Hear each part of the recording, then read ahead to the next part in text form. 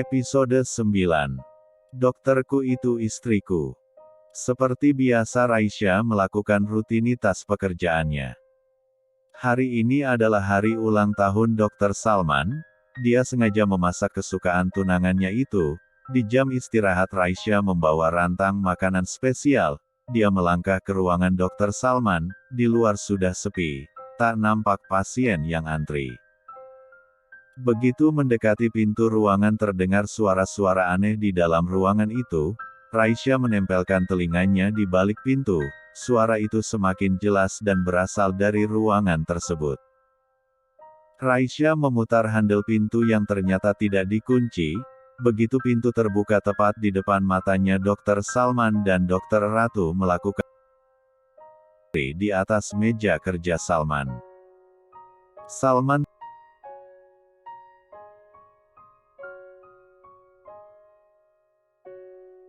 Oh sayang, Y4 nanogram CEP 4T. 4H lebih cepat lagi. Raisya syok melihat film biru itu live. Astagfirullah Kak Salman. Raisya berteriak dan segera keluar ruangan. Ditutupnya pintu itu dengan sangat keras. Rantang makanannya jatuh, isinya berhamburan di depan pintu.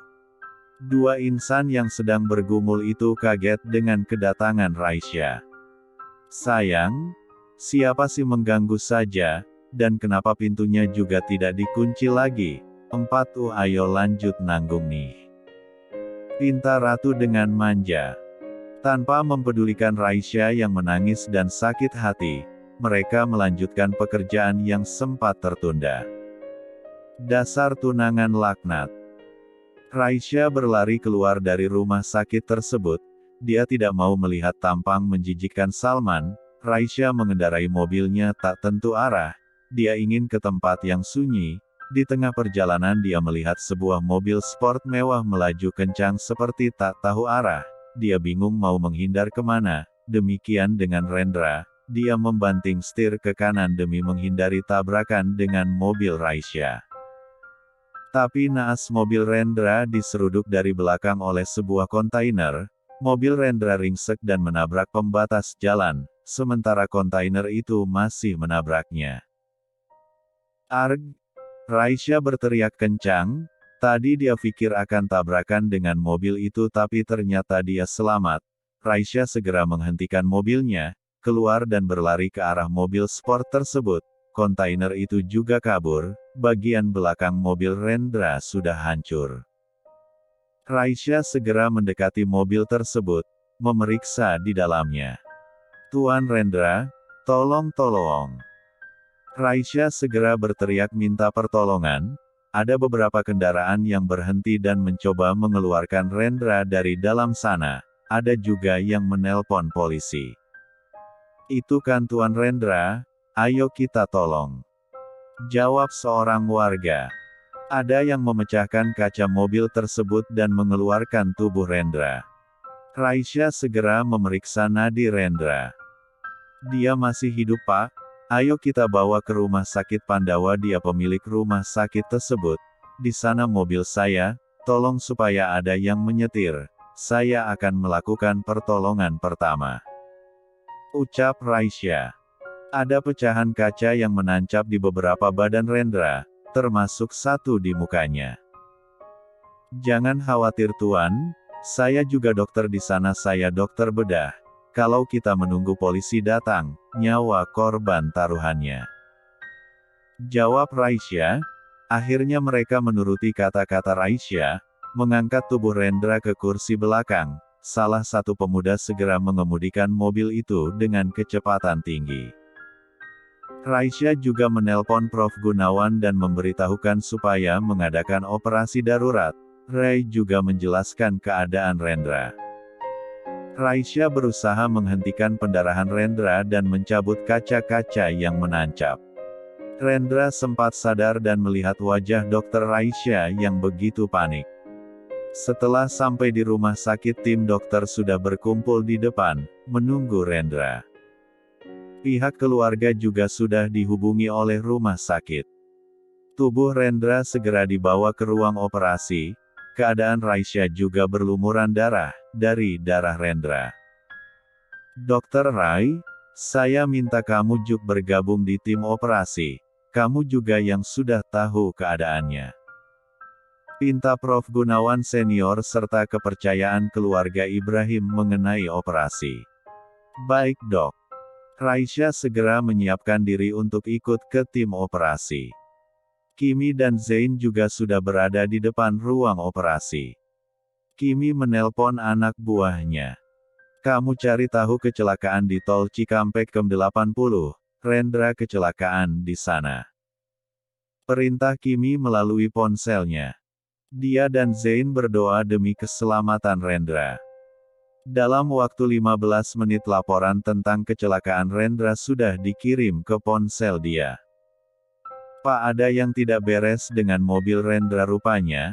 Bukannya dia berangkat dari rumah tadi, bagaimana bisa rem mobilnya blong? Heran Kimi. Berarti di rumah kita ada penyelundup, oke biar Alex yang mengurusnya. Ucap Zain. Zain juga menelpon Alex untuk mencari tahu penyelundup di mansion mereka. Berarti musuh juga mulai menargetkan bocah itu. Apa mereka tahu kalau Rendra otak dari teknologi gerakan Naela? Ucap Zain. Lalu siapa gadis yang nyaris bertabrakan dengan Rendra Pak? Tanya Kimi. Kabarnya dia juga dokter bedah di sini, bahkan ikut di ruang operasi sana. Jawab Zain. 2 jam operasi baru selesai, Prof. Gunawan diikuti Raisya keluar ruangan. Tuan, Nyonya tabahkan hati kalian, kami sudah berusaha semaksimal mungkin, operasi sudah berjalan dengan lancar, tapi tingkat kesembuhan Tuan muda sangat kecil, kemungkinan hanya 20%, tulang belakang dan kakinya patah. Kita juga membutuhkan kalsium tingkat tinggi, biasanya mafia dari Rusia bisa meracik obat-obat tersebut. Prof. Gunawan menjelaskan semuanya pada Zain dan Kimi. Mereka mengangguk mengerti, kemudian Dr. Raisya ikut maju, pakaiannya masih terdapat banyak darah Rendra yang mengering. Tuan, Nyonya maafkan saya ikut andil dalam kecelakaan ini. Keadaan Tuan Rendra seperti ini gara-gara menghindari mobil saya yang sedikit oleng karena melamun, lalu mobil Tuan Rendra ditabrak dari belakang oleh sebuah kontainer, tapi kontainer itu kabur setelah menabrak dan melindas bagian belakang mobil Tuan Rendra. Raisya meminta maaf dan siap akan konsekuensi yang harus dia tanggung. Kimi tersenyum, dia melihat ketulusan dari mata dokter cantik itu. Keterangan Raisya juga sesuai dengan informasi yang dia dapatkan. Kita tunggu saja bagaimana perkembangan putra saya, nanti Anda akan kami hubungi, untuk apa yang selanjutnya harus Anda lakukan dokter. Raisya Nyonya. Sepertinya baru kali ini kami melihat Anda. Heran Kimi. Saya masih baru Nyonya, saya asisten Prof. Gunawan, dokter bedah juga di sini. Baru seminggu. Jawab Raisya jujur.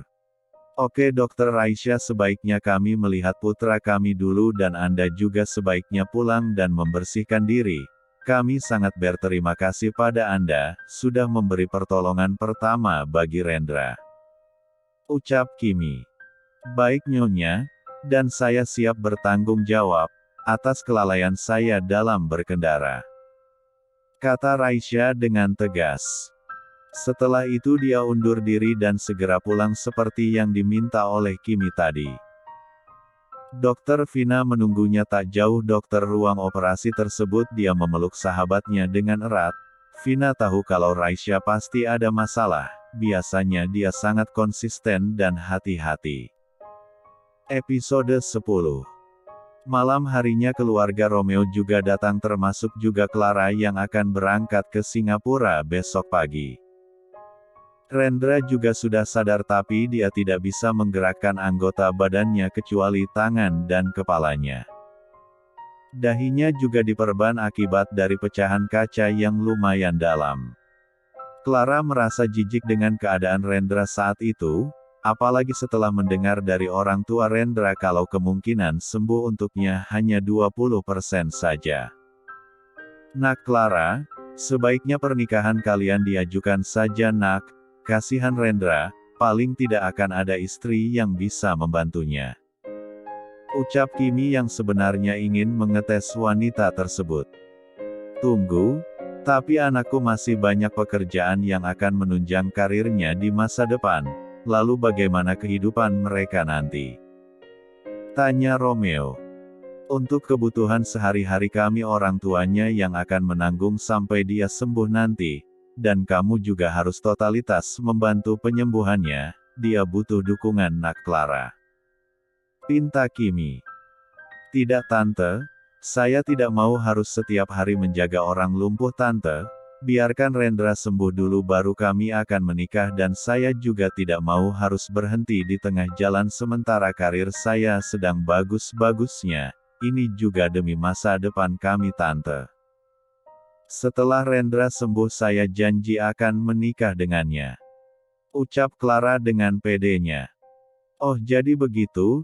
Sombong sekali kau Nona, bukannya kamu bisa seperti ini semua usaha Rendra, kamu hanya tinggal menampilkan gambaran kamu yang menurut saya modelnya nggak banget. Marah Zain. Enak saja, tanpa putra om yang narsis itu saya bisa lebih sukses, dia itu bisanya cuma omong kosong, dan menyiapkan tempat, lagian kalau bukan karena dari keluarga Ibrahim, ogah saya menerimanya. Sombong Clara. Jiam, pergi lo pergi, gue tidak butuh lo.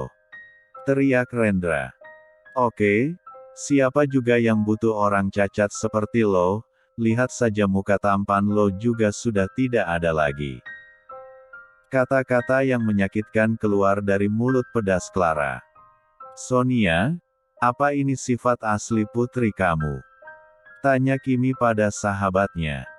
Sorry Kim, kalau gue jadi Clara juga ogah punya suami yang cacat, percuma kita punya tampang yang cantik. Sonia dan Romeo juga ikut pergi meninggalkan rumah sakit tersebut. Ma, hubungi James dan suruh dia membatalkan semua deretan fashion show atas nama Clara, bilang padanya supaya mencoret namanya di dunia fashion, gue mau lihat siapa yang bisa diandalkannya. Apa si pria bule itu? Kata Rendra dengan tegas. Zain mendekati putranya dan menyetujui ketegasan Rendra. Kimi juga setuju dan segera menelpon James untuk mengeksekusi perintah dari Rendra. Rem kamu belum sayang, kira-kira kamu tahu siapa dalang dari semuanya? Heran Zain. Papa coba tanya Pak Raden, dia kemarin yang mencuci mobil Rendra, Ma. Panggil Rendra. Rendra pinjam kaca Ma, memang benar Rendra sudah tidak ganteng lagi, terus bagaimana Rendra cari istri yang seperti Mama, kalau muka saja sudah jelek, lumpuh lagi. Cemberut Rendra. Kamu pasti bisa sembuh sayang, Naila sudah Mama hubungi untuk mencari obat itu di Rusia, kebetulan dia di sana bersama suaminya, dan untuk wajah kamu itu gampang, kita bisa melakukan operasi di Korea, pasti kegantengan putra Mama melebihi artis-artis Korea. Hibur Kimi kepada Rendra. Kimi mengelus kepala putranya yang hanya bisa berbaring tersebut. Mama ada calon istri buat kamu, Mama yakin dia bisa merawatmu dengan baik nak. Sepertinya dia juga polos dan yang pasti dia cantik. Kimi mempunyai ide gila untuk anaknya. Siapa? Jawab Zain dan Rendra bersamaan. Dokter Raisya, Mama bisa melihat dari sorot matanya dan Mama juga sudah menyuruh orang untuk menyelidiki gadis itu. Dia seorang yatim piatu dan kemarin baru saja dikhianati tunangannya. Kimi menjelaskan ide konyolnya itu. Aku yakin pilihan Mama tidak salah, tapi bagaimana cara kita membujuk Dokter Raisya menikah dengan bocah narsis itu? Penasaran Zain. Kalau soal itu serahkan pada Mama, dan kalian pendukungnya. Kimi menjelaskan idenya pada kedua pria itu. Dan saat itu juga mereka melancarkan aksinya. Rendra depresi dengan nasibnya yang sungguh tragis, dan dia mencoba untuk bunuh diri. Suster segera memanggil Raisya yang kebetulan malam ini dia bagian jaga malam, bersama Vina.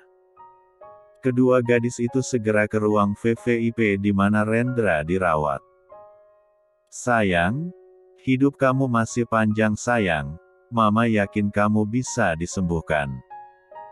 Akting Kimi sungguh luar biasa, bahkan dia sampai menangis beneran.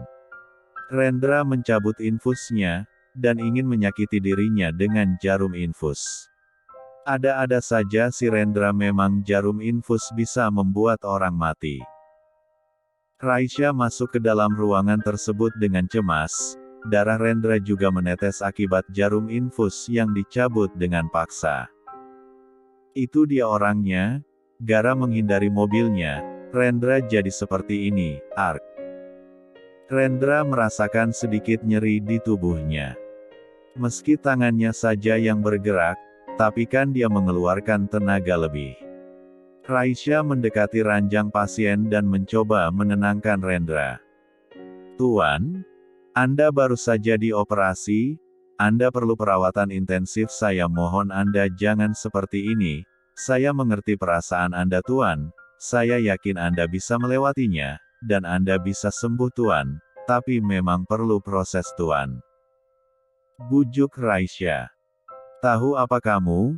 Lihat sekarang tubuhku, untuk bergerak saja tidak bisa, dan lihat wajahku, tingkat ketampananku sudah berkurang 50%, tunangan juga sudah kabur," ketus Rendra. "Tidak Tuan, Anda tetap ganteng kok," hibur Raisya. "Kalau begitu kamu harus menikah denganku, hanya kamu yang bilang aku ganteng, dan aku tidak mau disentuh dan dirawat perempuan selain istriku," ketus Rendra lagi. "Menikah?" heran Raisya. "Iya dokter, dia tidak mau dirawat selain muhrimnya, bahkan dia juga marah saat suster akan membersihkan dirinya. Hanya saya mamanya yang boleh menyentuhnya, dan tadi dokter akan bertanggung jawab atas apa yang terjadi, dan kami meminta pertanggungjawaban itu," imbuh Kimi. "Tetapi Nyonya, saya memang akan bertanggung jawab, tapi tidak dengan menikah juga." "Berarti kamu sama saja dengan wanita itu," marah Rendra. "Benar Nak, lalu siapa yang akan membantu saya untuk merawatnya? Sedang suami tante juga sangat posesif dengan saya dokter, bahkan Rendra memeluk saya sedikit saja dia akan marah 7 hari lamanya," tambah Kimi. Vina juga agak merasa lucu dengan pernyataan Kimi tentang itu, tapi dia tahan. "Hanya ini caranya kamu bisa bertanggung jawab," tambah Kimi lagi.